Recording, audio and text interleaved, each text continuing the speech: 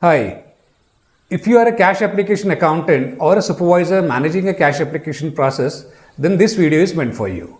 In this video, I am going to share top 7 KPIs. Those are generally measured in the cash application process. Nowadays, every organization tracks company as well as employee performance based on the KPIs. Stay tuned with me until the end of this video. First one is cash application accuracy. The percentage of cash receipts that are correctly recorded against the amount due as per customer ledger. How is this particular SLA or KPI calculated? Accuracy. So the way accuracy will be calculated is the number of correctly recorded cash receipts upon total number of cash receipts multiplied by 100.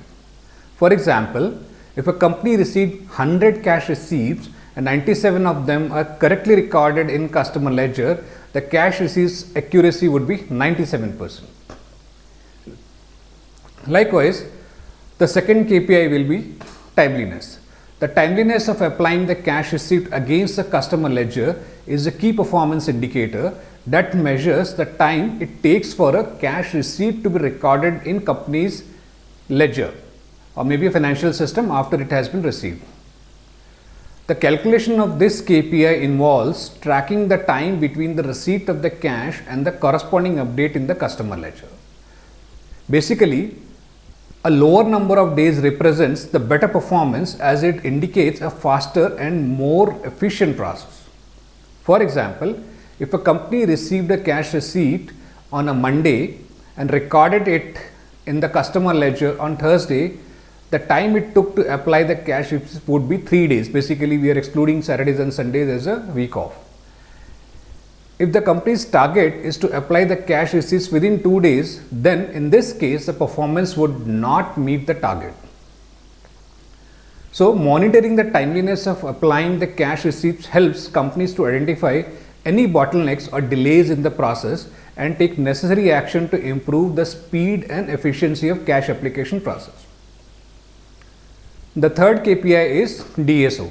So DSO is day sales outstanding. The average number of days it takes for a company to collect payment from its customer after the sale has been made. So this is a KPI you should know, but generally at a team member level you will not get measured on DSO because it is a business KPI and not an individual performance metric or SLA. The fourth one is unapplied cash balance. This is a key performance indicator that measures the amount of cash that has not been matched to a specific invoice or applied to offset an outstanding balance. This unapplied cash is usually held in a suspense account until it can be properly applied.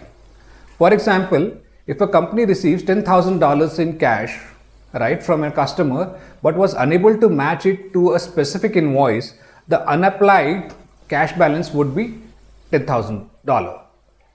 If the company's target is to keep the unapplied cash balance at or below $5,000, then in this case the performance would not meet the target. Monitoring the unapplied cash balance helps companies to identify any issues in the cash application process, such as incorrect matching of cash receipts to invoices, and take necessary actions to improve the accuracy and efficiency of the process. The fifth KPI is cash application accuracy. The percentage of customer payments that are correctly applied to the correct customer account and invoice. Please note, the accuracy is measured at applying cash at the invoice level and not limited only applying to the customer level. The sixth KPI is the payment exception management. This is a KPI performance in the cash application process that measures the effectiveness of the process in handling and resolving the payment exception. A payment exception occurs when a customer payment does not match with the expected information, such as the invoice amount, payment date, or payment method. Payment exception management involves identifying these exceptions, researching the cause, and resolving the issue in a timely manner. The calculation of the payment exception method KPI involves tracking the number of payment exception and the time it takes to resolve each exception. Basically, the lower number of exceptions at a shorter resolution time represents a better performance.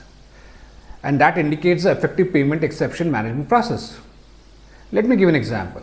If a company received 100 customer payments in a month and 5 of them resulted in a payment exception, the payment exception management KPI would be 5%. If the company's target is to have no more than 3% of the payment results in exception, then in this case the performance would not meet the target. The seventh and the last KPI is the dispute resolution time. This is another key performance indicator in cash application process that measures the effectiveness of the process in resolving disputes between the company and its customers. The dispute can arise when a customer disputes an invoice or a payment that has been processed by the company. Dispute resolution involves identifying the issue, researching the cause and negotiating the resolution with the customer. The calculation of the dispute resolution time KPI involves tracking the number of disputes and the time it takes to resolve each dispute. Basically, the lower number of dispute and the shorter resolution time represent the better performance and indicates an effective dispute resolution process. So basically, these were the top 7 KPIs or SLAs every cash application accountant must know. Hope you like this video. Happy learning. Good day. Bye.